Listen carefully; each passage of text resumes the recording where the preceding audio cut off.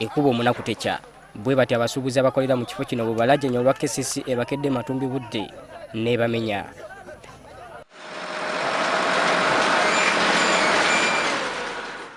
KCCA yabawa ennaku 28 okwamuka ekifo kino wabula ne babitwala ng'ebyolusaago. Bano ababadde abanyiikavu bagamba nti baweebwa obudde butono ate nga n'ennaku zibadde tezinnaggwako. Yazze essaawa 11 ez'ekiro. Ebbanga lye batuwamu okuva wano ebbanga litono nnyo.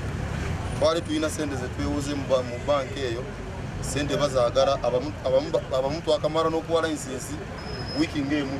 Twakikubanga badde batuwoninga lwaki wadde tuyakola layisinsi kati bagikomyewo tufune omuntu walagala. Laba muzeeyi wange wuuno mulaba kati mutwale wasawo zino. Mutwale kuwa Jennifer Musa mutwale mu KCCA munda. Ekintu kivunze. Omubaka wa Makindye East John Simba agamba nti KCCA erina okukyusa mu nkola gy'ekolamu emirimu gyayo bw'ebanga ekibuga ekiteekerateekera abantu. Naye nga kyenda amaaso kwe kwerwanako kubanga bw'otunuulira enteekateeka ya KCCA eruubirira kugoba muntu mu kibuga omuzza mu kyalo.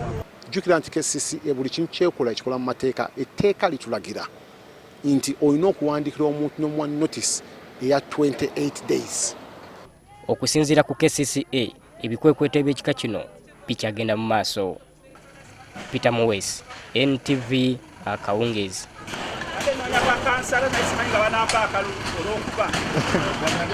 Baba